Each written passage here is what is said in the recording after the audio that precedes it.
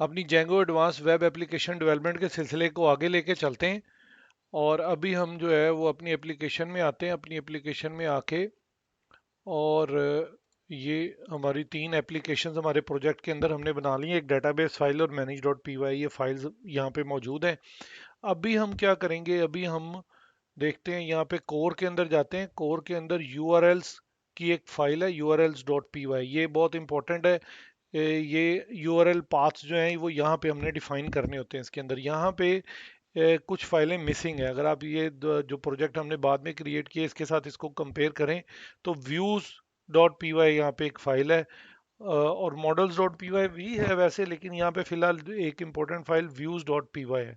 ठीक है, ये views dot P Y file को हम खुद से क्रिएट कर सकते हैं। तो उसके लिए हम क्या करते हैं, हम अपने अदर प्रोजेक्ट से यहाँ तो कॉपी कर लें और यहाँ यहाँ पे लाके यहाँ पे राइट क्लिक करके न्यू फाइल से क्रिएट कर लें।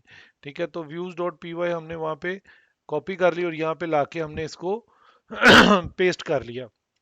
यूआरएल्स में जाते हैं। ये यूआरएल्स का कोड यहाँ पे ऑलरेडी हमें कुछ कोड मिल रहा है। ठीक है, ये कमेंटेड कोड है जो इसको आप रीड कर लीजिएगा। यहाँ पे मैं तो इसको डिलीट कर रहा हूँ। हम डायरेक्टली अपने काम की तरफ जाते हैं। यहाँ पर आप देख सकते हैं यूआरएल पैटर्न्स डिफाइन हुए हुए हैं।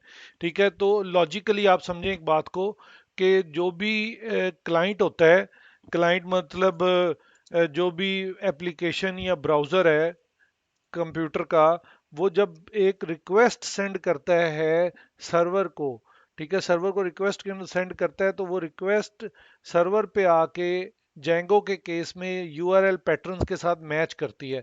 ठीक है, तो हम यहाँ पे मैचिंग जो है वो पैटर्न को यहाँ पे डिफाइन करेंगे।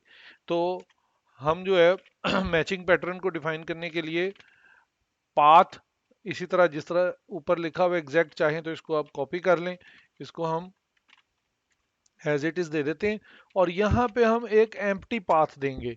ठीक है, क्योंकि बाय डिफॉल्ट जो है वो हमारे पास जो रिक्वेस्ट आएगी वो सिर्फ हमारी वेब डोमेन का एड्रेस होगा। डेवलपमेंट सर्वर के केस के अंदर ये जो है 127.0.1 जो हमारा लोकल होस्ट का जिस आईपी के ऊपर हम रन कर रहे हैं वो ये वाला आईपी होगा और इसके आगे फर्दर कोई पाथ नहीं होगा, तो उसको हम ब्लैक पाथ डिफाइन करते हैं।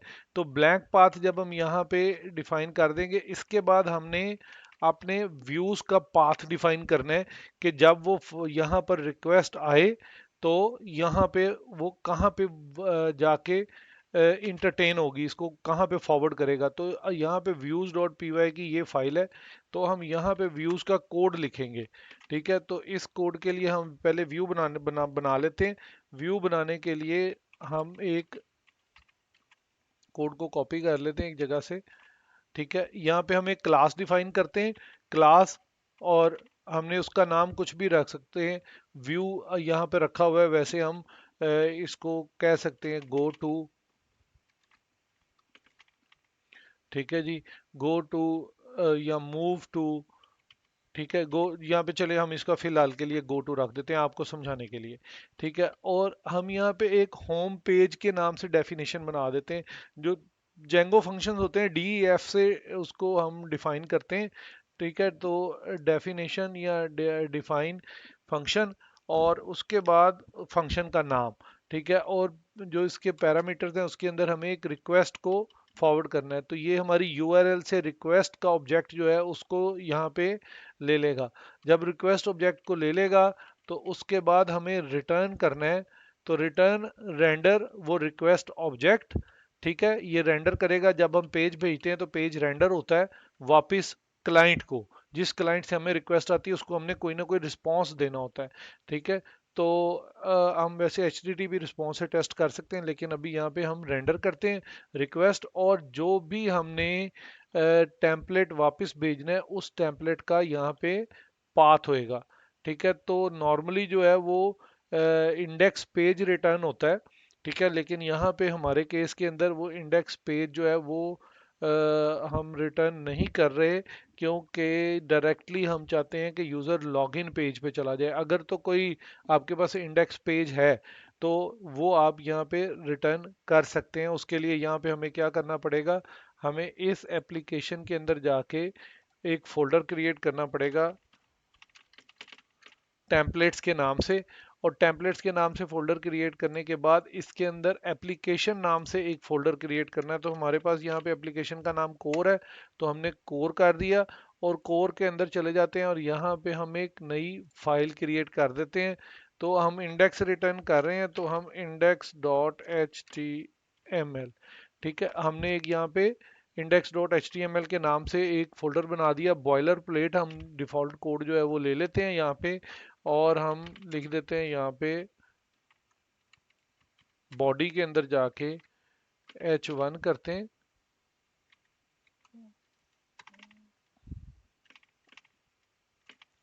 H1 करते हैं और इसके अंदर लिख देते हैं this is the home page.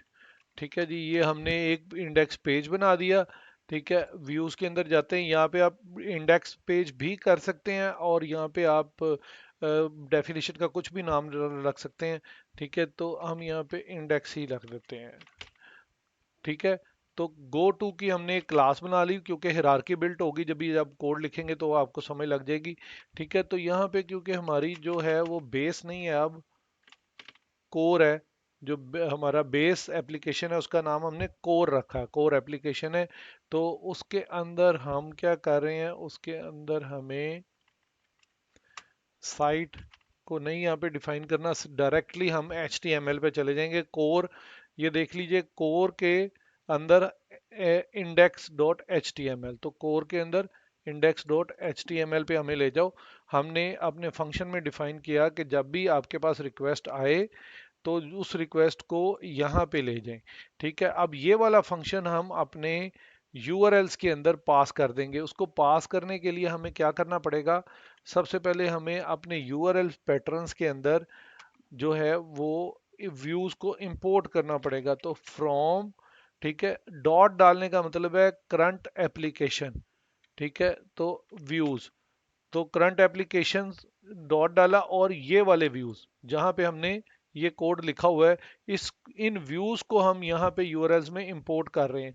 तो हम चाहें तो व्यूज के बाद फर्दर जो है वो उसको भी कर सकते हैं, जैसे कि इंपोर्ट और यहाँ पर हम गो टू। ठीक है, हमने इस क्लास को यहाँ पे इंपोर्ट कर लिया।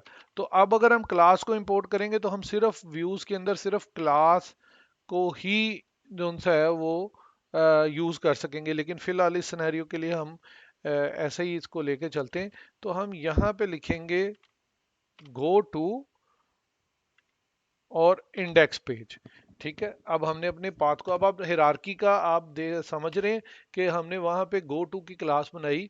तो यहाँ पे जो नेमिंग है और जो इसका सिंटैक्स है वो बहुत अच्छा जो उनसा है, उसका फ्लो बहुत अच्छा है। तो यहाँ पे वो इसको क्या बोल रहा है, गो टू इंडेक्स पेज। ठीक है, और एक हम इसका नाम भी रख सकते हैं। ठीक है, नेम इंडेक्स पेज, हम वही सेम नेम इसको इंडेक्स पेज दे देते हैं। तो जैसे ही रिक्वेस्ट आएगी ये यूआरएल मैच करेगा पाथ। जैसे ही पाथ मैच हो गया, जिस भी जो सा यूआरएल पैटर्न का पाथ मैच हो जाएगा, वो इसके रिस्पेक्टिव जो है वो उस फंक्शन के ऊपर या डेफिनेशन के ऊपर वो चला जाएगा। तो हमारे केस में वो इंडेक्स पेज इस डेफिनेशन पे इसको ले जाएगा। जब इस डेफिनेशन पे जाएगा तो वो ये वाला पाथ रिटर्न कर देगा। ठीक है, तो अभी हम इसको डेमोन्स्ट्रेट करके देखते हैं कि पहले आप ये देखिए कि पहले जब हम कर रहे थे तो हमने कोई पाथ नहीं दिया हुआ था, तो वो डिफॉल्ट पाथ पे एप्लीकेशन को ले जाता था। लेकिन अब हमने क्या किया, अब हमने अपना पाथ जो सा है वो एप्लीकेशन को बता दिया है। तो अब वो डिफॉल्ट पाथ के ऊपर नहीं लेके जाएगा। तो सेपरेटर के तौर पे हम यहाँ पे कुछ कोड लिख देते हैं और उसके बाद हम देखते हैं हमारी एप्लीकेशन जो है वो भी रन की कि नहीं। आप देखें कि इस दफ़ा ये हमें जेंगो के डिफ़ॉल्ट पेज पे नहीं लेके गया, हमने जो पेज यहाँ पे चाहा ये वहां पर ही हमें लेके गया है। ठीक है, अगर मैं यहाँ पे इसको कमेंट कर दूं, ठीक है, और ये कोड ना एग्जीक्यूट करूं और फिर यही डिफ़ॉल्ट वाली को रन करूं, तो देखिए ये डिफ़ॉल्ट पे लेके जाता है। तो अगर कोई यूआरएल मैच नहीं करती और एप्लीकेशन नॉर्मल बिहेव कर रही है, तो वो जेंगो के डिफ़ॉल्ट पेज के ऊपर हमको ले जाएगा। लेकिन अगर हमने खुद से कोई डिफाइन किया हुआ होगा पाथ। तो जैसे ही वो पाथ मैच करेगा तो वो हमें क्या करेगा, वो हमें हमारे डिजायर्ड HTML टेम्पलेट के ऊपर रेंडर करेगा। तो अब जब क्लाइंट इसको रिक्वेस्ट सेंड करेगा सर्वर को, तो सर्वर उसको ये वाला पेज रिटर्न करके रेंडर करके क्लाइंट के भेज देगा और क्लाइंट को ये पेज व्यू हो जाएगा। ठीक है, अभी हम आगे थोड़ा सा और मजीद इसको देखेंगे नेक्स्ट एप्लीकेशन के अंदर कि हमने यूजर्स के साथ कैसे काम करना है और एक एप्लीकेशन के तौर पे इसको कैसे लेके चलना है।